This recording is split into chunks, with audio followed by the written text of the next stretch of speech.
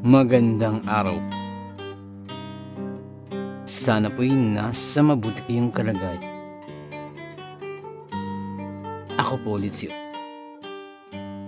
At meron na naman po tayong kwentong ibabahagi sa inyo. Ito po'y naganap sa totoong buhay. Ibinahagi ng isa sa ating mga tagapakinig at naway maibigan ninyo. Pakinggan po natin.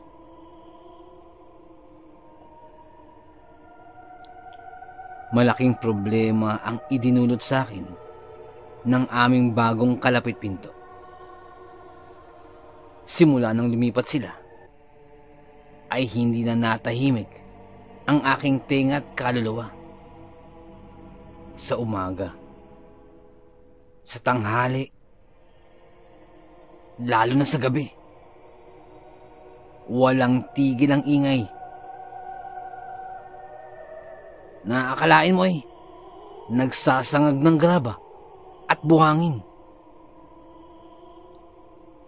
Ang halawang ito ng pitsa ay isa lamang sa hindi mabilang-bilang na ingay at tunog mula sa laro nilang higit na kilala sa tawag na Mahjong. Ayaw na ayaw ko sa sugal. Lalong-lalo na ang Mahjong na yan. At kahit kailan, hindi ko magugustuhan yang bagay na yan. Itaga mo yan sa bato. Sambit ko pa sa aking sarili habang nakakuyom ang kamao at galit na galit dala ng ingay na dudot nito. Matapos manggaling sa mataas na paaralan na aking pinagtuturuan, ang lagi kong kaharap ay ang aking makinilya upang malaya kong isatitik ang daloy ng aking mga guni-guni. Ngunit nagsimula ang linggo at ngayon ay Biyernes na, pero bakante pa rin ang puting papel na dapat ay pinamumutik-tikan na ng aking mga obra. Ang guni-guni kong nasanay sa tikatik ng makinilya ay biglang naakit ng bagong karibal na ingay kung gabi mula sa nagliliwanag na kapitbahay. Sa pagitan ng pagsasangag na yun ng bato at buhangin ay may mga salitang kadalasan ay napapalakas pa. Pung! One ball. Anong tapon? Bunot. At iba pa. Yang mga tunog na yan. Yang mga salitang yan. Yang mga tunog na yan. Yang mga salitang yan. Ang palaging umuukil-kil sa aking tenga. At tila umiikot-ikot na sa aking pandinig. Napakaingay nila. Buo na ang aking pasya. Bukas din ay kakausapin ko na kung maaari ay huwag na silang maglaro sa gabi. Mabait naman daw si Mrs. Sarabia, sabi ni Inang, nang minsay magkausap sila. At tila napansin na ni Inang na hindi na maipinta ang aking muka dala ng pagkabanas dulot ng matinding ingay. Maya-maya lamang mula sa kanyang kwarto ay may iniabot sa akin si Inang. Isang bagay na nakalagay sa isang pulang tela. Napatingin ako dito. At pabuka pa lamang ang aking bibig, nagsalita na si inang. Itabi mo yan, anak. Itabi mo yan, Ariel.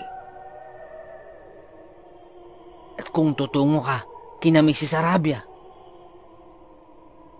ilagay mo yung bagay na yan upang hindi ka pangunahan ng iyong galit at baka kung ano pa ang mangyari. Iba kapag naunahan ka ng init ng ulo.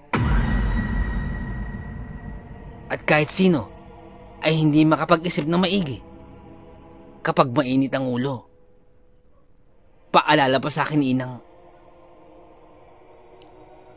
Mapamahiin ang aking ina at mapaniwalain sa mga ganyang bagay, lalo na sa mga anting-anting at mga kung ano-ano pang kababalagan. At tila nakuha niya ito sa aking lolo at lola, sapagkat nung nabubuhay pa ang aking lolo ay isa itong manggagamot. At habang nakatingin sa bagay niyon na ibinigay ni inang, ay naalala ko na ang kulay pulang bagay na yun. Iyon yung madalas na pinapardibli sa akin ni lola nung bata pa lamang ako. Lalong-lalo na kung lalabas kami ng bahay at aalis. Ayon kasi kay lola, tinatawag daw nila yung pampaliwas. Pampaiwas sa kahit na anong masamang bagay. Lahat ng maaaring masamang mangyari ay pampaiwas yun.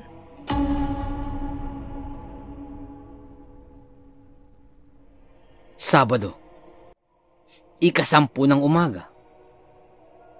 At hindi na talaga ako makapagtimpi pa.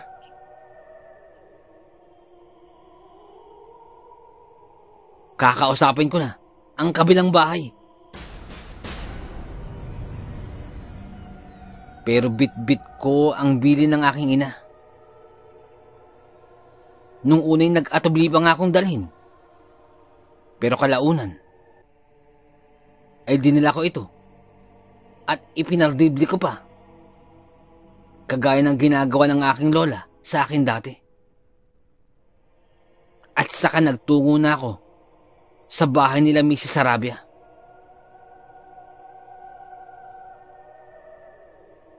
At kailangan ko na silang kausapin ng harap-harapan. At hindi ko na matiis ang perwisyo. At sana lamang ay hindi ito mauwi sa away, sapagkat hinding-hindi ako aatras. Pagkadating ko dun, ay ako ang kauna-unahang bisita ng mga Sarabia. At dinatnan ko ang isang bata na sa tingin ko ay mga 10 taong gulang pa lamang. Mami,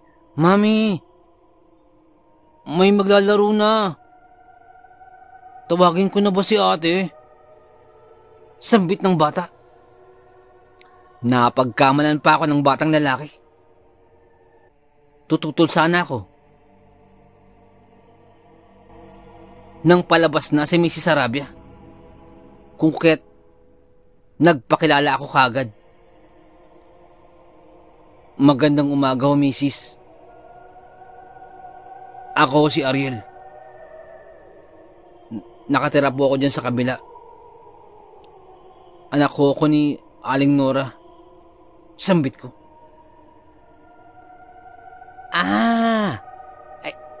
Ikaw pala si Ariel. Halika, tuloy ka. Pasensya ka na, iho, ha? At napuyat kasi kami kagabi. At madaling araw na nang maghinto sila Luz.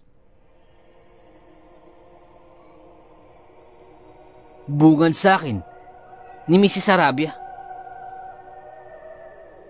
Alam niyo ho pala. At tungkol nga po doon ang sadya ko. Nais ko sanang naputo lang sasabihin ko nang biglang lumabas ang dalagang anak ni Mrs. Sarabia. Nakasuot ng t-shirt na dilaw, naka-short shorts, at nakangiti. Mami, ang aga naman yata ng dayo natin. Luz, siya nga pala si Ariel, anak ni Aling Nora, dyan sa kabilang pinto. At hindi yata siya maglalaro, iba yata ang sadya niya. Sambit ni Mrs. Sarabia sa kanyang anak. Ay, iba po ba, Mami? Sayang naman. Akala ko pa naman may pogi na kami makakalaro. Maharot ang ngiting ipinukol sa akin ng mapagbirong dalaga. At sa kauna-unahang pagkakataon ay sa aking bibig lumabas ang aking guni-guni. Mrs. Sarabia, ang ibig ko po sabihin ay ibig ko nga po sanang magmadyong. Kaya lamang po, hindi po ako marunong.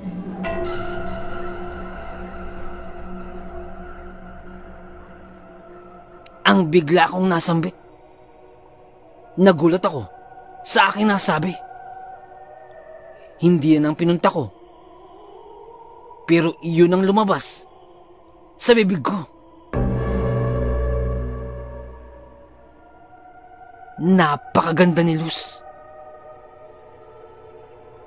Sa nagdarahop na guni-guni, isang biyaya ang kanyang kabuuan. Siya'y isang kwentong walang katapusan.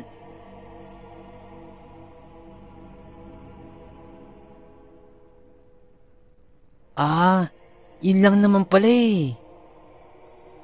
Yun lang naman pala, Mami. Nakangiti pa rin, sabi ni Luz. Hayaan mo at tuturuan kita.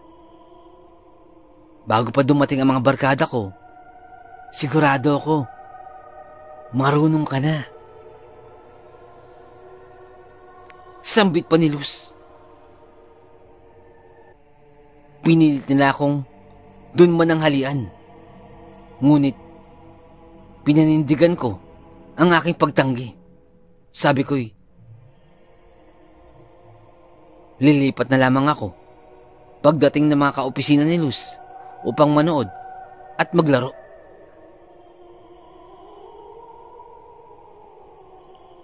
Pagkabalik sa amin, ikinuwento ko kay Inang ang aking natutunan sa mga Sarabia sa pagitan ng paghigop sa niluto niyang tinolang manok. Nasa Saudi pala ang asawa ni Mrs. Sarabia. At upang huwag mainip si Mrs., ay hinayaan niyang na matuto ng madyong ang kanyang asawa. At pati na si Luz, ang anak nilang dalaga, ay tila na-addict na rin dito. At dahil nag-oopisina ito sa araw, ay sa gabi ito napipilitang maglaro. Ganun ba? Ay teka, ano nang nangyari sa sadya mo? At bakit natagalan ka? Usisa ni Inang sa akin. Inang, hindi naman po pala masama magmadyong.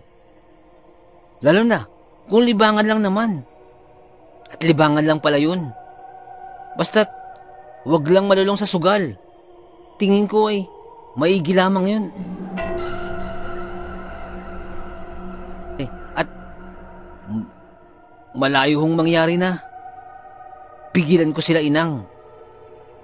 Kaya tulad ng kasabihan, kung hindi mo sila kayang sawayin, sumama ka na lang. At yun ho ang aking ginawa. Alam nyo, inang, marunong na akong magmadyong. Tinuruan ho ako ni Luz. At nang habong iyon, ay natalo ako ng mahigit na 100 piso. Ni hindi ko nakalaro si Luz sapagkat nasa kabilang mesa ito. Natalo ako dahil siguro sa katitingin kay Luz. Inaabangan ko ang pagtingin niya sa akin. Ngunit hindi ito tumingin. Hindi ko siya nakitang tumingin. At nang matapos na ang laruan at malaman ni Luz ang aking pagkatalo, ay masuyo itong nag-alok. Ariel, ang laki pala ng talo mo. Kung gusto mo, tuturuan kita ulit ngayong makahapunan para makabawi ka. Sambit ni Luz. O sige, para makabawi naman ako. At nakatawa ko na ring sagot. Sa palagay ni Luz, ay marami siyang naituro sa akin ng gabing yun. Kung paanong mamumuro ng up and down mula sa paningit o back to back. O kaya ay 147, 258 o 369. Tinuruan niya rin ako na kung paano mamimirmis ng panapon upang hindi tumambog sa kalaban. Ngunit iba ang aking natatandaan. Ang natatandaan ko, ang mga mata niyang waring nagpasadya ng pilikmata upang malayong makapaglaro sa ilalim ng nakaarkong kilay. Ang ilong niya, na sa tingin ko'y nililok upang panay mababangong simoy lamang ang kanyang sasamyuin. Ang bibig at labi niya'y ginawa upang katagpuin ang pag-ibig. Ang pisngi niya'y katulad ng pastilya sa Bulacan na bagong alis ang balat. Ang maputi niyang leeg. Diyos ko! Ang bugtong ng kanyang dibdib na ang kasagutan ay mapagtatanto sa kanyang bahagyang paggalaw. Ilang ulit niya pa akong tinuruan at maraming beses pa akong natalo. Hanggang sa isang hapon, nang dumating ang mga dayo ni Luz, ay wala siya. Nanood kami ng sine at kumain sa labas kasama ang kapatid niyang si Ronnie. Nang pumakabila ako ng araw na yun, ay simple lang ang sinabi ko. Luz, ayoko na yata maglaro. Sigurado namang talo ako eh. Kung ibig mo, Luz, kumain na lang tayo sa labas at manood ng sine kasama si Ronnie. Kahit papano, makakahati ako. At kahit papano, ay siguradong bawing-bawi ako sa matatalo sa akin. Aba, sige. Bigla ang sagot ni Luz. Sigurado namang panalo rin ako sa ganyang sistema. Pagkuwa'y idinugtong niya, kasama ang pagkatamis-tamis ng ngiti. Totoong ang nakakaakit sa mga naglalaro ng mahjong ay ang pagsalat sa nakataob na pyesa, lalo na at malakas at marami ang kanilang purong hinihintay. Ngunit bago ko pinangarap ang pagsalat ng pyesa, habang tinuturuan ako ni Luz, ay ang malambot, makinis, maliit niyang kamay muna ang sa akin bumalisa. Ang paminsan-minsang pagdadaiti ng aming mga kamay na hindi sinasadya ay sapat na upang malimot ko ang lahat niyang itinuturo.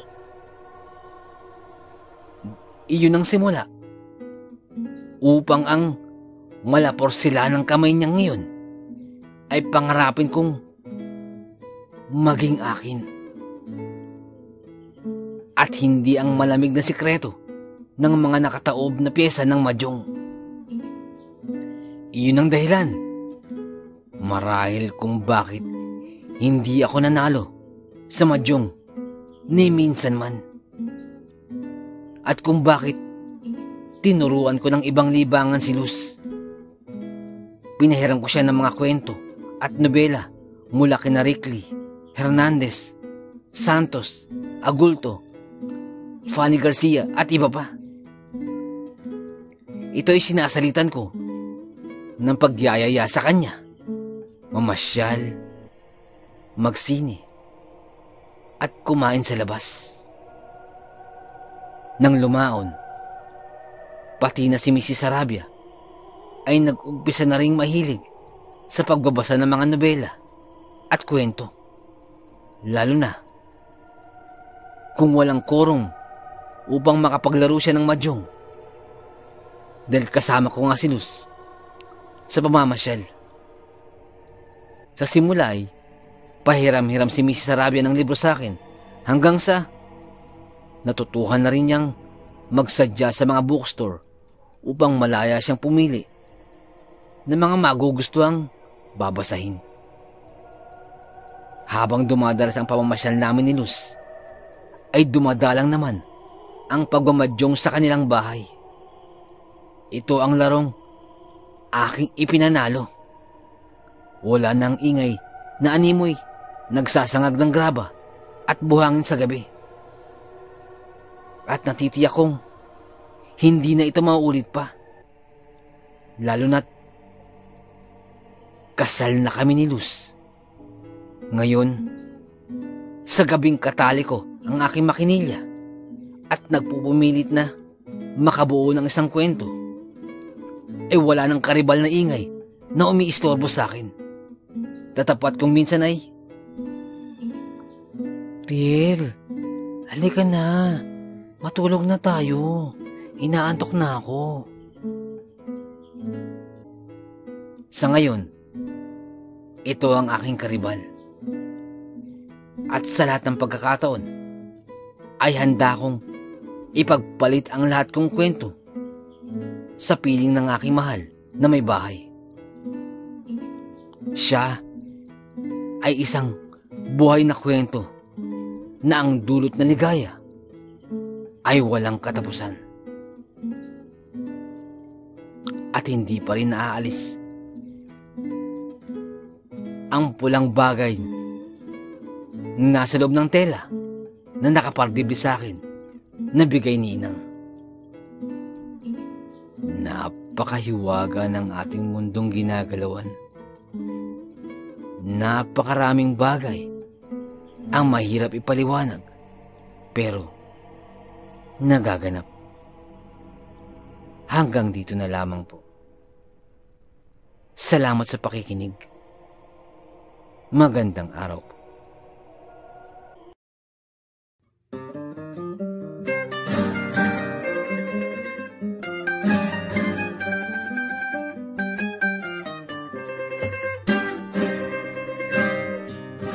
Nais ko lamang pong magpasalamat sa lahat po ng sumusuporta sa ating channel. Sa lahat po ng ating mga subscribers, mga listeners, at mga silent listeners po natin. Maraming salamat po. Ganun din po sa ating mga OFW listeners mula po sa iba't ibang bahagi po ng mundo. Maraming salamat. Ganun din po sa mga silent listeners po natin. At sa mga listeners po natin mula po sa iba't ibang kapuluan po ng Pilipinas. Maraming salamat po. Sa mga nagpapadala po ng kwento, sobrang salamat po. Sobrang laki pa sa salamat po.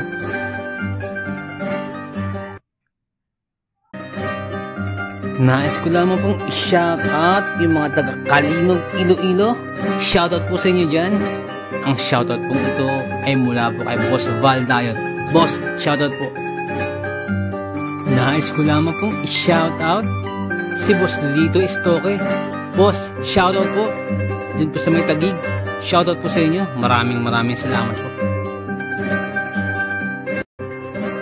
Nais ko lamang pong i-shoutout si Ma'am Helen Casamayor. Ma'am, maraming salamat po. Isa po sa masugid natin tagapakinig po mula pa po nung nasa Saudi pa po siya. Maraming salamat po, Ma'am Helen Casamayor. Isa po sa ating mga silent listeners. Sobrang salamat po. Sana po, ingat po kayo dyan palagi. Maraming salamat po. Nais ko lamang pong i-shoutout si Boss Marlon ng Di Masalang. Boss, shoutout po. Maraming salamat po sa pakikinig. At nais ko rin pong i-shoutout si Ma'am Dalisay Concepcion. Maraming salamat po sa pakikinig. Shoutout po sa inyo, ma'am. Shoutout din po kay Sir Myong. Boss, maraming salamat sa pagbisita sa ating channel. Maraming salamat. Kay Sir Myong Herminio Viterbo, shoutout po sa iyo. Ingat po palagi. And also, belated happy birthday po kay Ma'am Ani Apruebo. Belated happy birthday po. More birthdays to come. More blessings and good health. Shoutout po sa inyo. Maraming salamat po. Nais ko lamang pong i-shoutout si Ma'am Mary Asilar dyan po sa may UK. Shoutout din po kay Ma'am Ani Apruebo, kay Ma'am Ani Viloria, at kay Boss Baby Langka. Shoutout po. Maraming salamat po. Shoutout din po kay Ma'am Janet Verga dyan po sa may Qatar. Shoutout po. Kay Ma'am Liza Arcega. Shoutout po. Shoutout din po sa Manhattan Hamburger dyan po sa may Bukandala 3, Imus Cavite. Shoutout po sa inyo. Ganun din po kay Boss Fernando Marcos. Shoutout po. Shoutout din po kay Ma'am Christy Harm dyan po sa may Hamburg, Germany. Shoutout po. Ganun din po kay Tata Estong Nestor Bauyon dyan po sa may London, England. Shoutout po.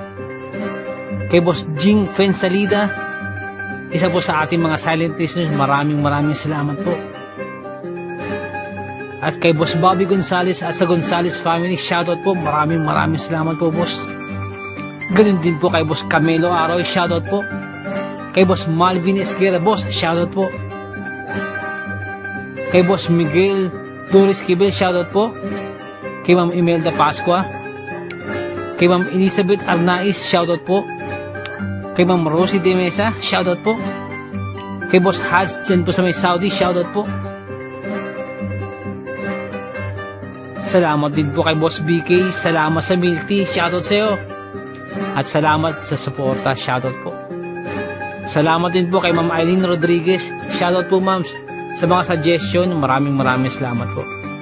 At sa mga hindi ko po nabanggit, pasensya po muna. Pero sa next time po, i-shoutout po natin yan. Maraming salamat po.